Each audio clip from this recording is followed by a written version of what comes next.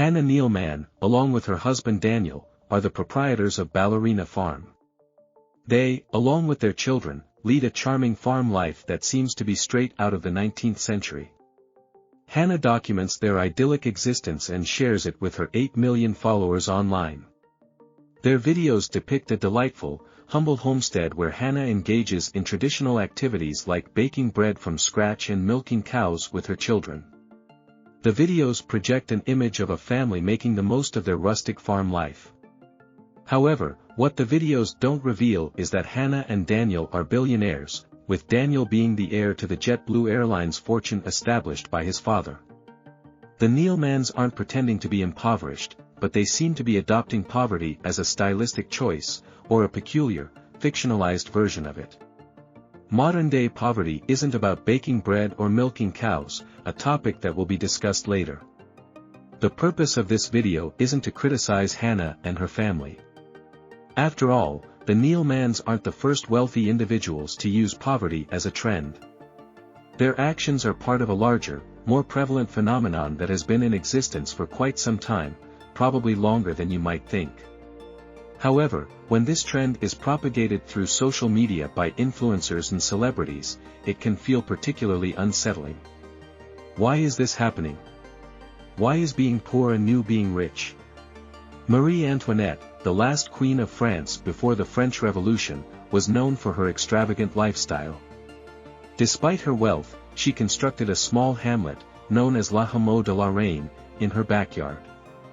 This hamlet was designed to resemble a typical peasant village, complete with farm animals and cottages that replicated those found in the picturesque French countryside, albeit without the harsh realities of poverty. One of these cottages was reserved for the queen and her close attendants, while the others were occupied by the actual farm workers. There are stories suggesting that Marie Antoinette, often feeling overwhelmed by her royal duties, would retreat to this farm, dress in simple peasant attire, and engage in farming activities with her friends. After a few days of this role-play, she would return to her royal duties. While this narrative isn't universally accepted by historians and is more akin to an urban legend, its persistence suggests some degree of believability. It seems like a behavior that might be exhibited by wealthy individuals who are out of touch with reality, like Marie Antoinette. This trend isn't confined to the past. Recently, Kim Kardashian participated in a photo shoot where she was dressed as a milkmaid, a scenario eerily reminiscent of the stories about Marie Antoinette. Similarly, luxury brand Balenciaga sold worn-out shoes for a hefty price, and retail giant Urban Outfitters described their aesthetic as upscale homeless. All these instances highlight a peculiar and somewhat unsettling trend where poverty is being used as a fashion statement. The trend of a van life is a clear example of the wealthy adopting the aesthetics of poverty. While there are certainly van dwellers who aren't affluent, it's widely known that many are young individuals from wealthy backgrounds. These vans can cost upwards of $100,000, essentially gentrifying the concept of homelessness. The wealthy can experience the van life, without the hardships associated with actual poverty, such as food insecurity. When the rich live in vans, it's seen as trendy, but when the poor do it, they're often stigmatized. While it's easy to criticize the wealthy for such behavior, it's more interesting to explore why they choose to emulate poverty and what it reveals about our society. Wealth has always been displayed through some form of exceptionalism. The wealthy often flaunt their status by showcasing their luxurious homes and cars, signaling their exemption from societal norms. They're saying, "I am rich, hence I am exceptional. The rules of everyday life don't apply to me." In today's world, we're inundated with the pressure to produce and consume incessantly. Our lives revolve around work, which is essentially a means to produce money. The first question we often ask others is about their profession, which is another way of asking what they produce. In a society that values productivity, the ability to live on a farm and spend an entire day producing just a loaf of bread is seen as the ultimate form of exceptionalism. In a productivity-driven world, producing less or nothing is the most elite act one can perform. In the past, information overload was a challenge, now, it's a necessity for survival. We need to stay connected constantly, not just for our jobs, but also to maintain relationships with family and loved ones.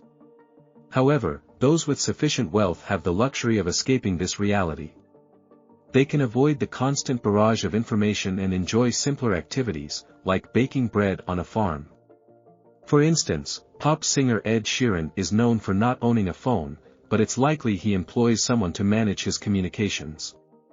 Being detached from the world has always been a characteristic of the wealthy, but the nature of this detachment has evolved with the changing world. Perhaps people are so disillusioned with the competitive rat race that they no longer aspire to win it. Instead, opting out of it entirely is seen as the ultimate success. Today, there's a growing resentment towards the ultra-wealthy. This sentiment is evident in the media, political discourse, and general conversations. The wealthy are often blamed, perhaps rightfully so, for many societal issues. However, by feigning hardship, the rich aim to gain acceptance and respect. When celebrities or influencers adopt the aesthetics of poverty, they're essentially saying, "I'm just like you, I face struggles too." The irony is that these individuals are so far removed from actual poverty that their imitation of it is unconvincing. By portraying themselves as struggling, the wealthy also reinforce the notion of meritocracy, implying that they've earned their wealth through hard work. They hope this portrayal will earn them respect. For instance, Kim Kardashian once advised women seeking success to simply work hard. While this advice is misguided, it sends a message that she has worked hard for her success and therefore deserves it. However, this narrative is misleading and perpetuates a false notion. We'll delve deeper into this shortly. So, why does it matter? Wealthy individuals are free to spend their money and influence as they please. What impact does it have?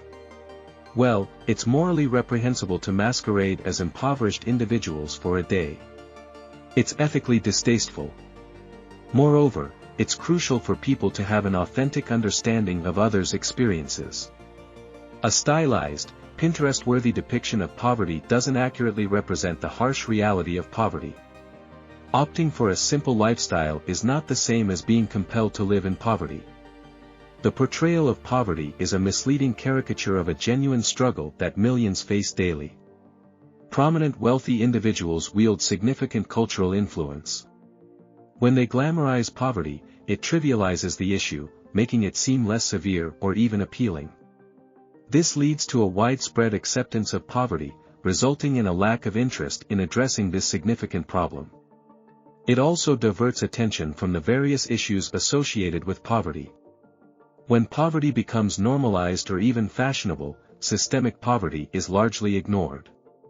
The truth is, poverty isn't inevitable. Our society doesn't need to have individuals who are literally starving. The Western world has substantial wealth, there are feasible solutions. However, as long as we accept poverty as an inherent part of our society, it's not perceived as a problem, it's just accepted.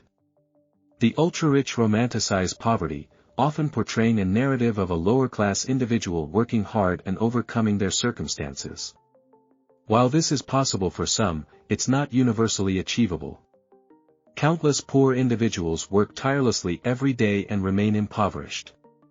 To suggest otherwise is to absolve a system that has plunged millions into poverty. This narrative places excessive responsibility on the individual and insufficient blame on the societal and circumstantial factors surrounding that individual. Without assigning blame, there can be no change. We mustn't forget the inherent injustice of poverty. Humans shouldn't have to struggle excessively just to survive in society. People shouldn't have to live in such conditions, everyone deserves happiness.